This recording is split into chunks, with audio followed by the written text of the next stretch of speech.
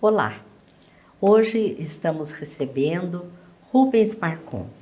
Rubens Marcon é palestrante espírita, vice-presidente da União Regional Espírita, 7ª Região da Federação Espírita do Paraná, que tem sua sede na cidade de Maringá. Hoje nós vamos conversar sobre o capítulo 6 do Evangelho segundo o Espiritismo, o Cristo Consolador. Logo após, nós vamos ver a mensagem do Momento Espírita. O Momento Espírita, que é um trabalho realizado pela Federação Espírita do Paraná, que nos traz mensagens consoladoras, mensagens esclarecedoras. Olá, Rubens, é uma alegria estar com você hoje. Obrigado. Nós vivemos na Terra momentos de aflição, de sofrimento, de decepções, onde a busca material supera em muito o aspecto espiritual da humanidade atual. Jesus deixou ensinos e exemplos que nos ajudam a superar esses momentos difíceis. Sem dúvida, Ivone, Jesus é o nosso roteiro, né? Falamos até que Jesus é o caminho, né, para a vida e a plenitude espiritual, né? Os sofrimentos, como lembrado, as misérias, as decepções, né? As dores físicas, a angústia, as desolações, né? E tudo isso nós vamos encontrar o remédio, o lenitivo, né, quando nós temos desenvolvido em nós a fé, a esperança no futuro, no amanhã. E para isso Jesus é um colaborador fantástico nos ensinos que ele nos trouxe, né?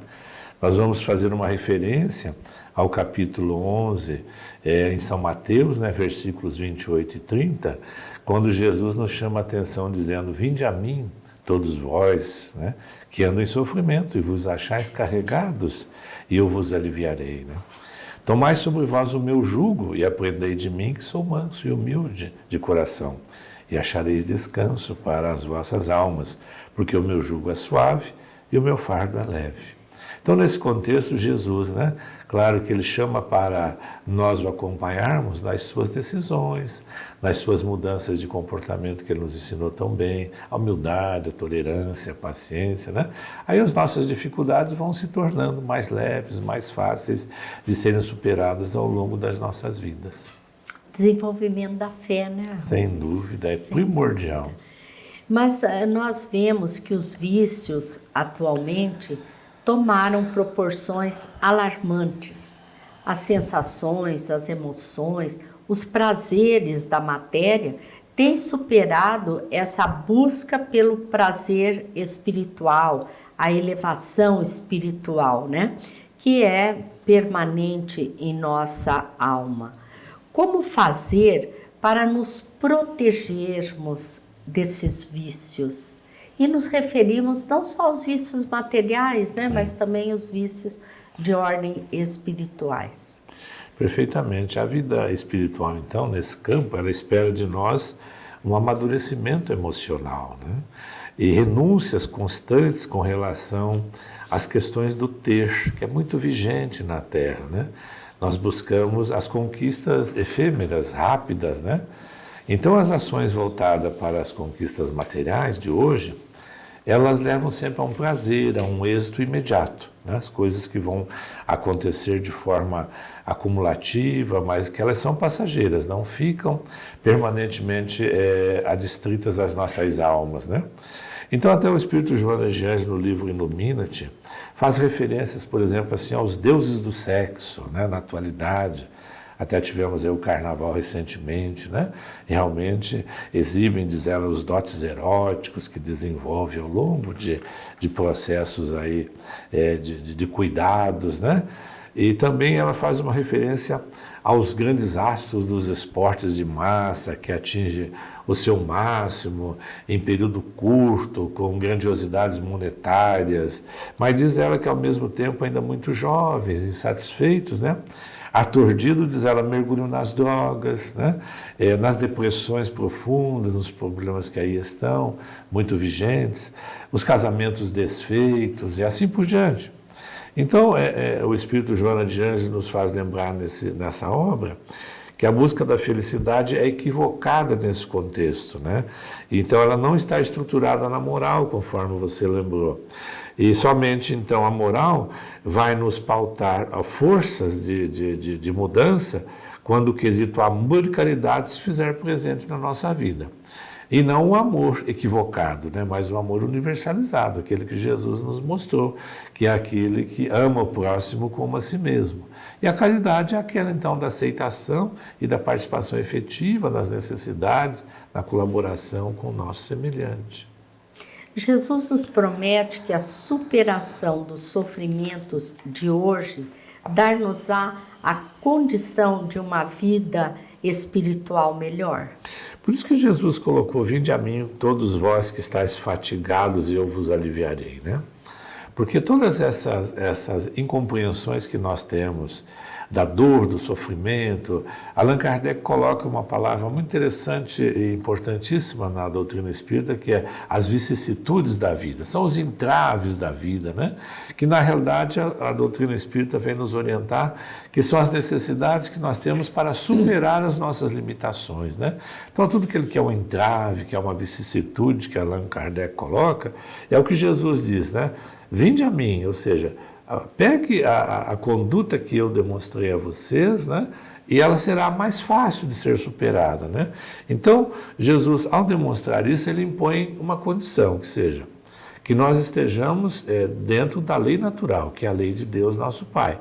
E a lei a observância dessa lei que diz Jesus nesse jugo leve, é exatamente a imposição do desenvolvimento, eu volto a frisar, do amor e da caridade nas nossas vidas. No entanto, também poderíamos lembrar que aquele que simplesmente espera após esta vida, ou simplesmente duvida, né, da continuidade da vida, essas aflições pesam muito. Porque o Espiritismo vem justamente nos orientar que as dificuldades de hoje são necessidades de recomposição de falhas do ontem, e que após nós superarmos essas dificuldades na vida presente, após a morte física, o espírito se eleva, né, numa condição de felicidade, porque ele superou aqueles problemas que ele tinha, ou as necessidades de recomposição, e ele volta então para a espiritualidade com serenidade, com tranquilidade. Diferente daquele que vive mais as questões da matéria e considera que após a morte nada existe. A esse, certamente, as aflições ainda serão constantes. Certo. Então, nós devemos compreender que o sofrimento material leva a um bem-estar espiritual. Como entender o ensino de Jesus, sofrer para conseguir a felicidade espiritual? Muitos pensam e buscam a felicidade nas aquisições materiais, conforme nós fizemos referência, nas passageiras, nas imediatas, né? E mesmo que tenham algumas vezes que infelicitar o próximo, né? Que normalmente é isto. A busca ansiosa pelo prazer, pelas emoções, sensações, pelo acúmulo, normalmente prejudica o outro, tira do outro, seja psiquicamente, psicologicamente ou fisicamente, né? Por exemplo, nós temos mortes provocadas de todo o gênero, né? Nós observamos, né? Nós temos aí recursos governamentais mal direcionados, né? Que poderiam melhorar a vida das pessoas, né? Veja, Jesus é esse roteiro de amor, quer dizer, os ensinos dele levam a que nós nos tornemos e nos respeitemos como irmãos. Então o egoísmo, que ainda é preponderante na Terra, junto com a vaidade, junto com todos esses processos ainda negativos, faz com que a pessoa se torne refém dessas suas próprias conquistas materiais, né? Então, quando Jesus nos chama a atenção para mudarmos esse comportamento, é exatamente porque é abençoado o sofrimento quando nós o compreendemos e o aceitamos e superamos a nós mesmos naquele quesito ou naquelas necessidades que nós temos de superação dessas nossas imperfeições espirituais.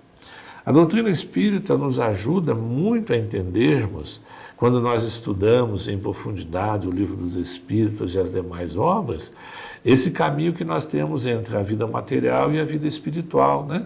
O espírito está aqui em momento passageiro, em momentos rápidos. E esses momentos rápidos é para crescimento espiritual, mas a nossa pátria, de fato, é a pátria espiritual do mundo dos espíritos. Isso nos leva à resignação, não é, Rubens? Sim. O sofrimento, mas sem uma acomodação. Sim. Nessa busca da solução para o sofrimento, né? Mas qual é a orientação que o Espiritismo nos traz para ajudar a esclarecer o nosso procedimento em relação ao bem suportar o sofrimento? O Espiritismo, é bom lembrar, Ivone, nada mais é do que o reavivamento dos ensinos de Jesus, né?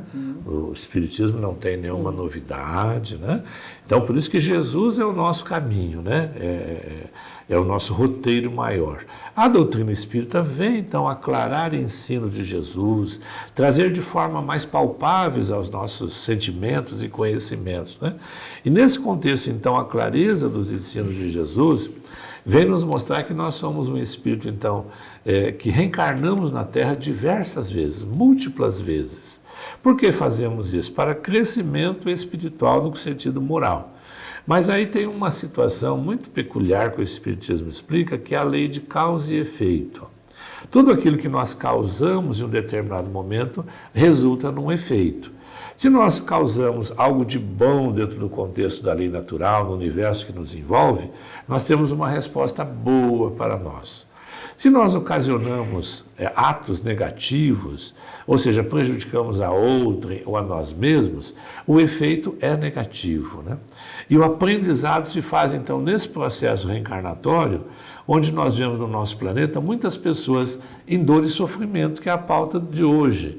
Essa dor e sofrimento nada mais é do que uma forma de orientação e de ensino para que aquele indivíduo que errou naquele contexto possa, então, sentir-se naquele mesmo contexto e superar a sua falha com relação ao outro ou a si mesmo, porque a pessoa pode prejudicar o seu semelhante, como pode prejudicar a si mesmo, por exemplo, aí, num suicídio, né? Ele vai ter que responder nesse contexto todo. Então, por isso que Jesus disse, olha, não vá pelo caminho mais difícil, que é o do apego à materialidade. Venha a mim, porque o meu jugo é mais leve. Ou seja, supere através da paciência, através da harmonia íntima, né? E a felicidade vai certamente fazer parte do indivíduo.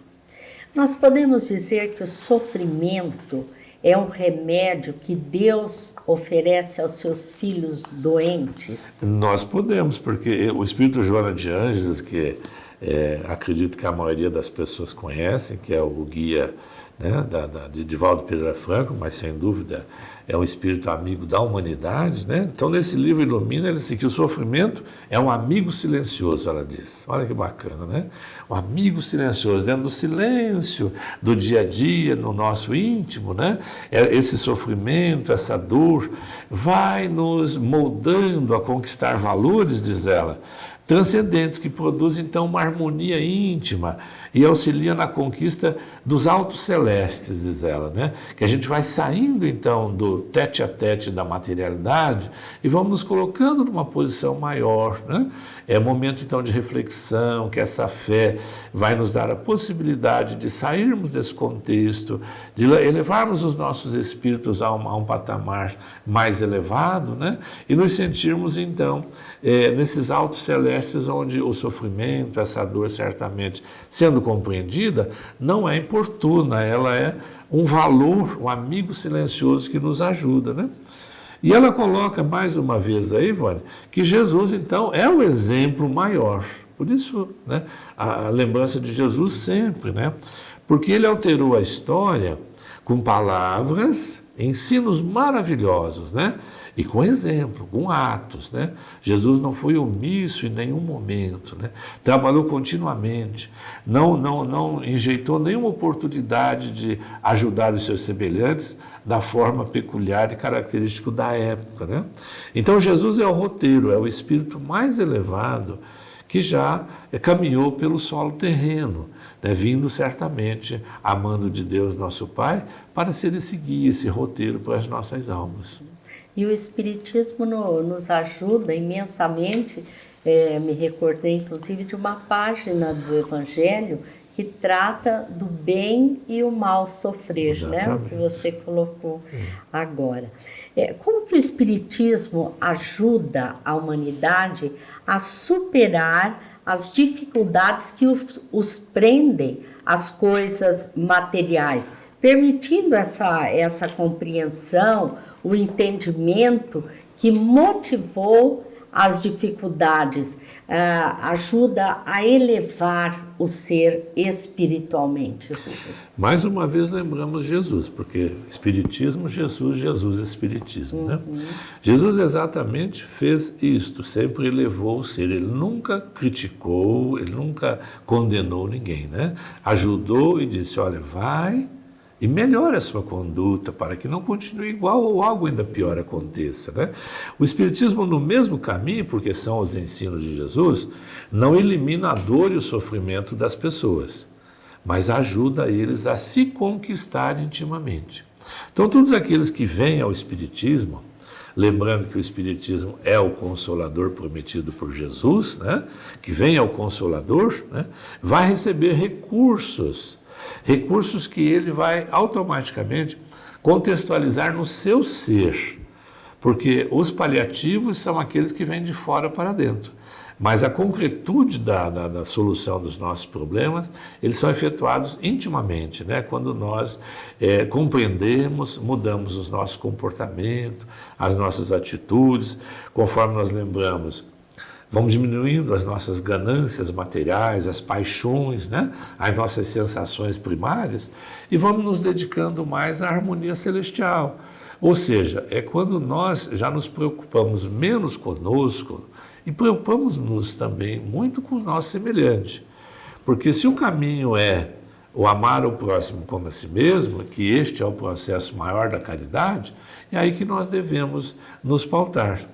E o Espiritismo, mais uma vez, vem caminhar exatamente na mesma diretriz que Jesus nos pautou. Tanto é que a máxima maior do Espiritismo é fora da caridade não há salvação. Mas antes que eu possa fazer a caridade para o meu semelhante, essa caridade é feita para comigo, diminuindo essa aflição, essa angústia, essa dor, me transformando para que eu possa também doar-me àqueles que necessitam dessa mesma paz, dessa harmonia. Então, como diz Joana de Ângeles também, né? O bem que nos faz bem é o bem que nós fazemos, né, Rubens? Exatamente, isso mesmo. Rubens, nós agradecemos a sua participação, agradecemos a todos que estão nos assistindo e vamos ver agora a mensagem do Momento Espírita. Nós desejamos a todos muita paz. Ando devagar porque já tive pressa. Pressa de ter tantas coisas, de chegar a tantos lugares. Pressa do ter, do parecer. Mas hoje ando a passo lento, pois já entendo que a vida é uma busca de si mesmo, do ser. Ser melhor, ser amável, ser amigo, ser sensível, ser compassivo, ser caridoso. Hoje compreendo que é preciso paz para poder sorrir, pois o sorriso verdadeiro, a felicidade autêntica, vem da paz de espírito, a paz de consciência de quem segue o caminho do bem a todo custo. Entendo também que as chuvas são bem-vindas e que sem elas não há floradas, pois é preciso chuva para florir. A dor nos esculpe a alma quando bem entendida, quando bem absorvida nos passos diários da lida. Ando devagar porque já tive pressa. Pressa do sucesso a qualquer custo. Pressa de ser popular, de ser o primeiro, de agradar a todos. Mas hoje ando tranquilo, percebendo mais as manhas e as manhãs, o sabor das massas e das maçãs, absorvendo a vida em toda a sua plenitude. O viver pode ser o mesmo, as circunstâncias podem permanecer inalteradas, mas minhas lentes são outras. Enxergo tudo de outra forma. E o mais importante de tudo, descobri que para cumprir a vida, para cumprir meu papel, minha missão aqui, preciso compreender minha própria marcha. Sêneca, antigo sábio, afirmou que nenhum vento é a favor para quem não sabe para onde ir. Então compreender a marcha é fundamental. Precisamos saber para onde estamos indo. Precisamos saber o que é nossa marcha, nossa vida.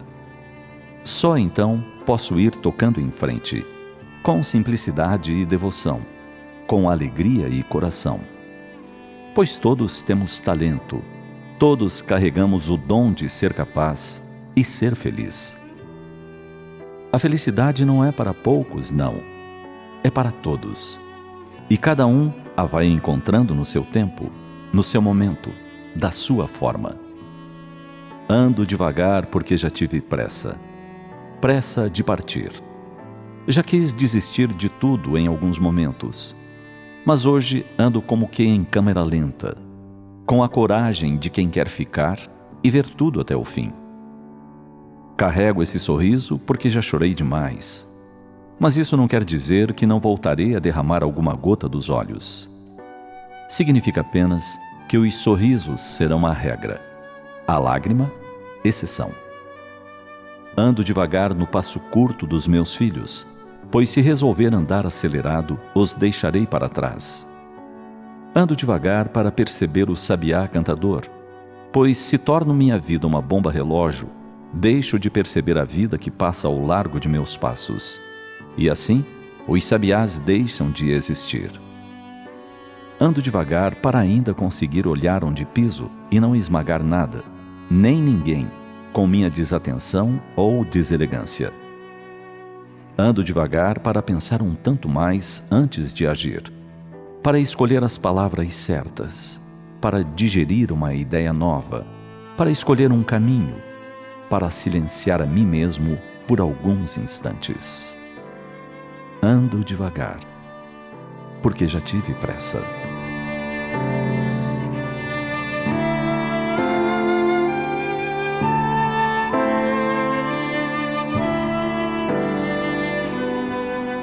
A vida é especialmente rica para que se passe por ela às pressas, sem atentar para os detalhes.